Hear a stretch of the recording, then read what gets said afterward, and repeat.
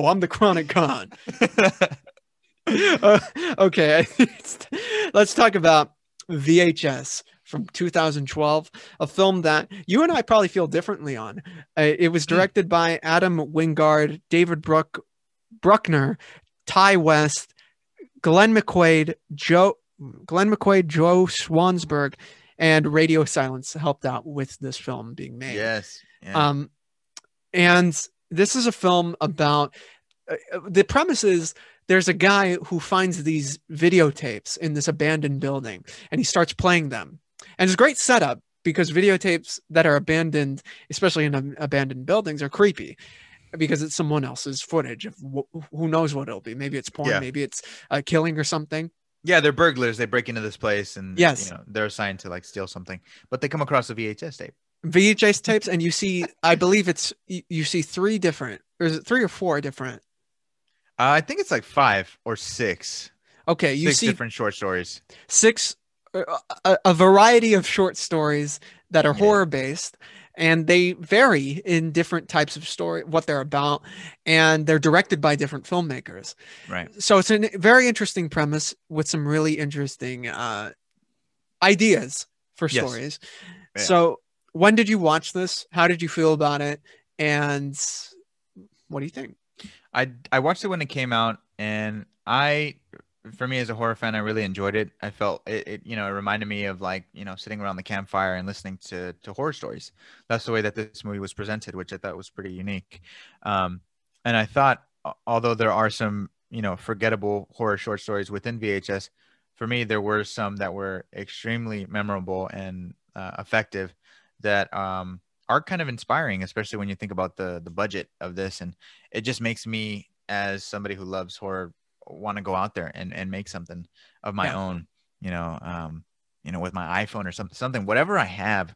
I just want to be able to create something too, because I feel like this genre has offered me so much that I feel like I don't know, if you love something, I feel like not a lot could go wrong. And even if it's a disaster, whatever I come up with, I think it's just the experience in itself Mhm. will be fulfilling. That's when you really know you love doing something when it comes to work. So I can't wait to do it. I love VHS. I love, if I'm remembering the titles correctly, I think one was like Amateur Night, which was the one with the guys going to the bar. They pick up this girl and things go horribly wrong. Yeah. Um, the Haunted House one, I think, was like titled like a date, like It was the date Halloween of that year. yeah, Halloween of that year. That's right, which I thought was fantastic and probably the strongest one out of Yeah. them all, just because of the use of the house, the special effects that they were able to do, The the story. premise alone, Yeah, yeah. the premise was Yeah. was very, very creepy. And also, you get directors that have worked on these short stories that are going on to do bigger things. For example, the director of The Raid and Raid 2 was actually contributed to VHS 2. um, the Haunted House short story for VHS 1, those are the directors for another movie that I really loved called Ready or Not, and they're also going on to do Scream 5. So Mm. these directors are up and coming, they're promising, and they have a very strong voice in the horror genre as well.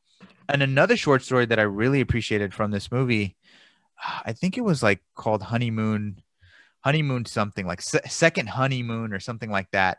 And that to me was really chilling. That to me was the darkest short story in this one. And that one really shows you that no matter who you're with, sometimes you don't really fully understand who they are. And Mhm. that can be a really scary thought in itself. So, always make sure you know who you're with before you really make a life commitment, because it could cost you. Yeah, absolutely. So this came out in a time where the found footage genre was really prospering and really, Mm, you know, uh, multiplying. I mean, when it came to horror, the 2010s was definitely the decade of found footage. You know, where do you think this ranks amongst a lot of the other found footage films that came out around that time? it's definitely one that stands out for me, but I think if I look at the catalog of found footage, it would probably be on the lower end, to be honest, just Hmm. because I do think we had some just some phenomenal found footage. Like for me personally, I would put Cloverfield over it wholeheartedly. Yeah. I would put Wreck just in a different league Yeah, than absolutely. this, you know.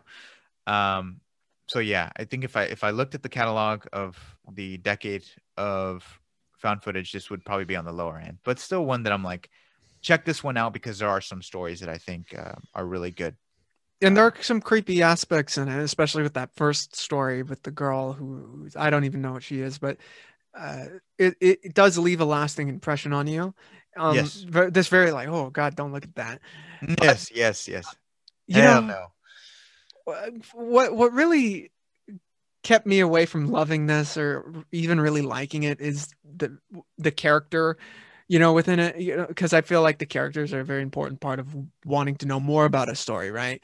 And Mm, really feeling when, stuff goes wrong. And I mean, I wasn't a fan of the characters in the first part, the first film, the first short film. These dude bros who are like, oh yeah, bro, hey, put this camera on your glasses, bro. Like, that's not. I'm waiting for it to happen to you. I'm waiting for it to happen. But even though some of the visual imagery is creepy, this is probably more in terms of the whole film. It's probably more of a exploitive horror because it really mm. goes out of its way to do these really gross things and this gory stuff. And the fact that it's found footage makes it even more creepy and feels more like, oh God, this is actually happening. So Yes. what do you feel about exploitive horror? Is it something you're interested in? Oh yeah, I'm down with it. Yeah. Yeah. Don't be afraid to like show us, um what we need to see in terms of serving the story. I think for that short, I completely understand where you're coming from with these characters that are kind of just like unlikable, and it's like I don't even like these guys. Who cares? But the thing is, it's like I think what I really like about how they made this movie is that it really puts you in those short stories. Like you are the character, kind of like virtual reality. So when it's occurring to them, it's like yes, you may not like them, but you're still experiencing what they're going through. Hmm. So that to me is like, okay, it's affecting me.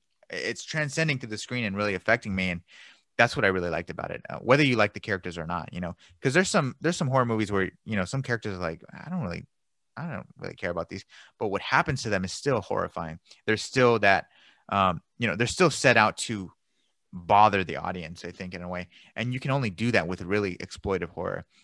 When you show us what we're not really used to seeing, in our life.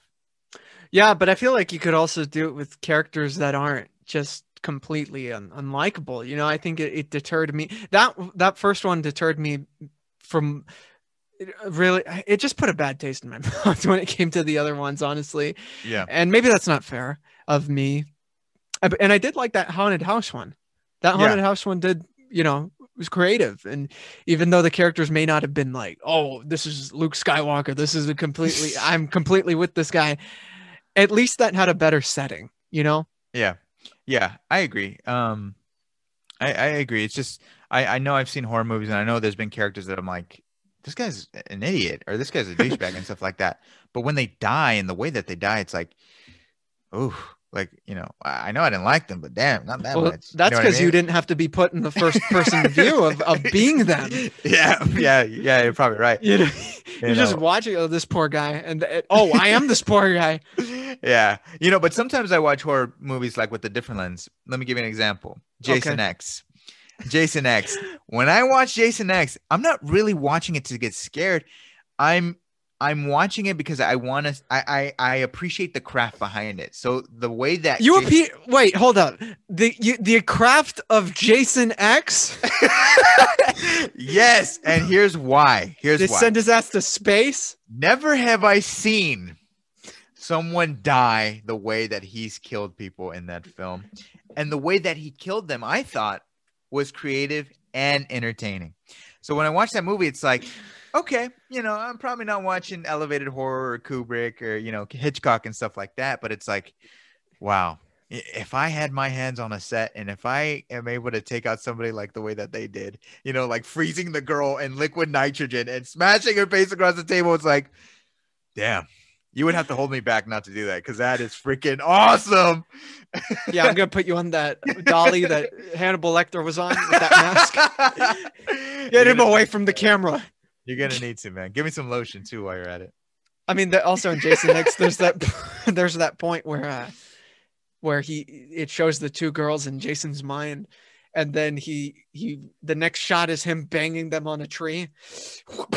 Yeah. I was like, oh my god. Yep. Which is very reminiscent of Dread, when she's in the mind of one of the gang members, and he's like, "You're in my world," and she's like, "No, you're in mine, boy." Oh man, so cool. Yeah, that's Jason X. Yeah.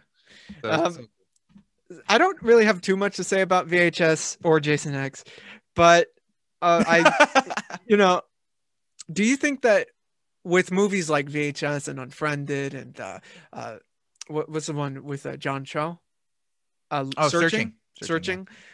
These are, whether I like them or not, these are very creative ways of telling the story in found footage. Yeah, super. What else do you think could be done with the genre?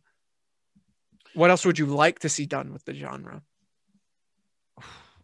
I don't know. That's tough to say. I think right now we're kind of at a peak right now, and we might see like the downfall of the found footage. I feel like Blair Witch really got us going, and it really is a landmark in found footage horror. But I don't know, after my recent watch of like something that's familiar to the found footage horror, like Host, I wasn't a fan of Host. So I felt like now it's on that downtrend, and unfortunately it'll come back with something new and innovative. But we're just gonna have to see. I don't know if we'll get movies that do deal with like live streaming, like in its entirety, rather than seeing like a record. So we'll see. I think a found footage film from a government's perspective would be pretty interesting, because we all have problems with government surveillance and the NSA. If we got something like that, and especially with access to satellites and all that, that would be really interesting. Yes. Spying on warring nations, what if something happens over there in that country? Do we respond? Absolutely. Actually, speaking of that, now that you brought up government surveillance, I recently watched The Social Dilemma. Good. Which I thought was a brilliant documentary. Brilliant. So speaking to what I would like to see in the horror genre, I would actually like to see that kind of conversation be brought up in found footage. Horror. Yeah, exactly. Yeah.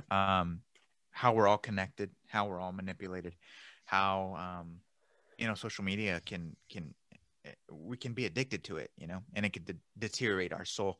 So I feel like that is something that can offer up a really good and steamy horror movie.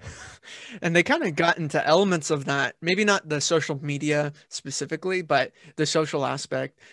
Found footage with something like Chronicle, where he's documenting everything going on in his life and how people view him and all that crazy stuff. You see, there's another one. There's another found footage that was like super creative and took a whole different genre and just gave us something so new.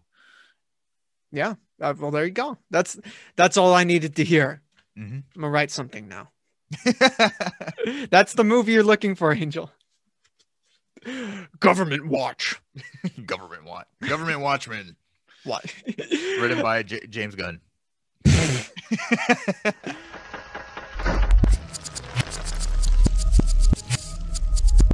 The GOAT Podcast is proof you don't have to look any further for movie news, reviews, trailer reactions, or special discussions. Subscribe, get notified about what's going on, and I promise you'll be entertained by our daily content on YouTube. If you want more, we're on Twitter at GOAT Film Podcast, Instagram The GOAT Podcast, and the GOAT Movie Group on Facebook. Get connected with us, see what's happening, and make sure to love it while you're doing so.